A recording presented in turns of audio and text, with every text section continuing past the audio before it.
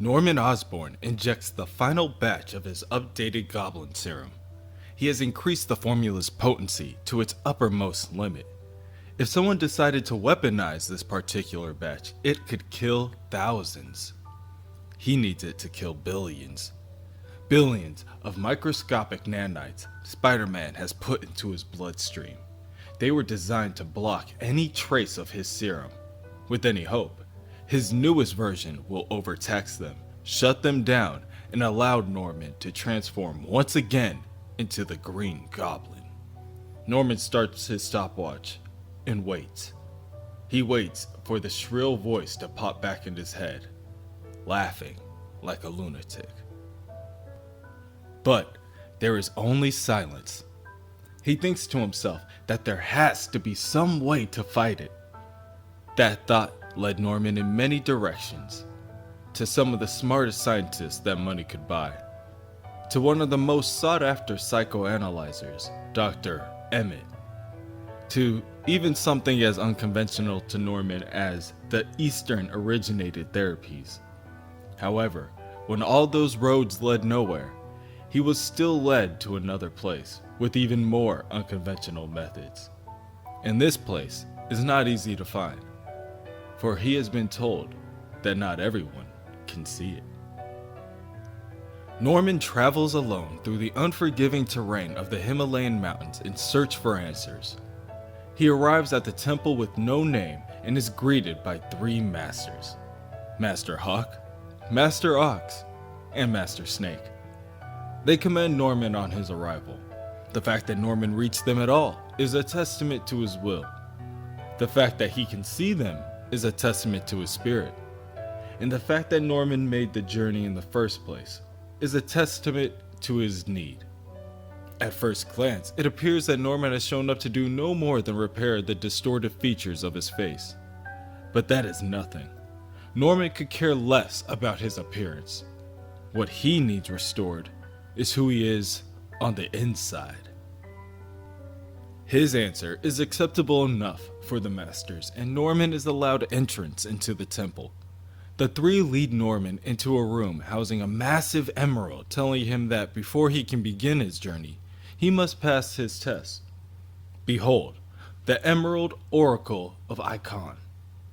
After a small lesson in humility, the masters instruct Norman to lay his hand upon the gem. This very gem will be the device that will be used to test Norman's potential. His potential for the mystic arts.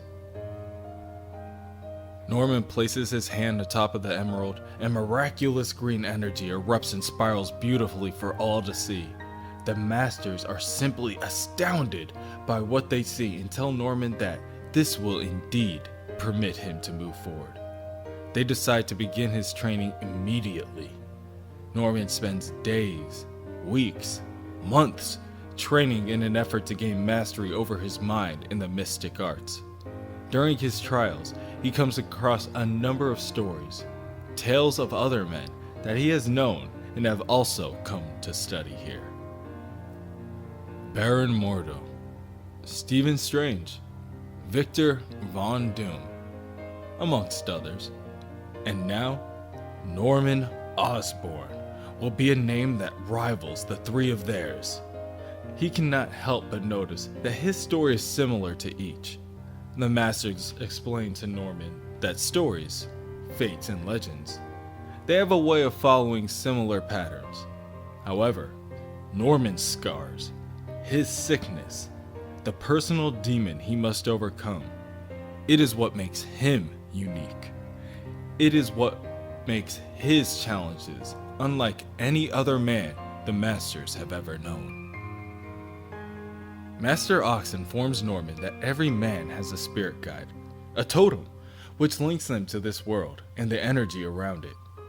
There will come a day when Norman's totem will make itself known, and it will find him, choose him, and Norman, in turn, will choose it. Master Ox tells Norman that, for the moment, he must have faith. One day, if he is very lucky, he will see it, and even he will be surprised at what he sees. With their guidance, it is not long until Norman has his prophesized totemic vision. Soon after, it is time for Norman's final test. The masters lead him to a sacred temple where they have prepared a number of masks for Norman to wear. In this sacred place, Norman will bond with this totem, and together, as one, they will confront his personal demon, all that is holding him back from his true potential. Norman walks in front of the tiger mask. To his masters, the tiger totem has chosen Norman, and he has chosen it, solidifying his new mystic destiny. But as Norman begins to reach out, he decides to leave it. He tells the masters that Norman Osborn submits to no one. He chooses his own destiny. Norman picks up a mask of the Green Goblin and covers his face before erupting in a fit of laughter. He then raises his hands to the air and crackling green energy spirals between his fingertips. He decides his fate, and he will decide which demons he has to face. Norman throws the conjured green energy down between him and the masters, and it twists on the ground, and from it, Spider-Man appears. Before he is able to gather himself, Norman calls out with a battle cry. He fires a bolt of mystic energy, and Spider-Man just barely manages to avoid it. Spider-Man tells Norman that he can recognize that hairline anywhere. But what doesn't make sense is how Norman is using Doctor Strange's magic. Norman tells his enemy to quit prattling and face him as he conjures up the astral arms of Danak. Norman swings his multiple arms at Spider-Man, just missing him at every turn, and at long last, he corners the spider. Norman states that finishing this will be easy with his newfound abilities and skills now being augmented by the totemic mask. Spider-Man doesn't need a genius to tell him what to do next, and attempts to web one of the spider masks on the wall in order to augment his own powers. But before he can, Norman binds him with the magical chains of Krakan. With Spider-Man now in his clutches, Norman coats his fist with the flames of Faltine and knocks out his enemy with a single blow. With his opponent bested, Norman's masters approach him and congratulate him on a rather unconventional victory. His trial has been completed. His personal demon has been defeated. Norman cackles and asks them how could they possibly expect this to be over with a simple sock to the jaw. Again, Norman waves his fingers and energy spirals around them. The energy travels to Spider-Man and spreads over his body, distorting and transmorphing it into something more suitable, an actual spider, like the insect he really is. And this time, the goblin gets his just desserts. Norman slams the spider into his mouth and savagely begins to chomp. Between his every smack, bits and pieces fly out in every direction.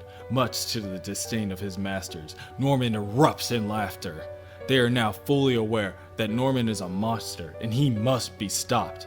Norman's body begins to grow, consuming the entire corner of the room as he wonders aloud, who is left to stop him if not Spider-Man? The insect was the only thing holding him back, and now he can do anything. Norman's laughter now echoes through the entire temple as the masters have no choice but to attack their student. But it's too late. He's too powerful. Norman snaps back to reality, with his hand still transfixed on the Emerald Oracle of Icon. Confused, he looks over and is met with each of his masters' angry gaze. This was still his first test, his only test.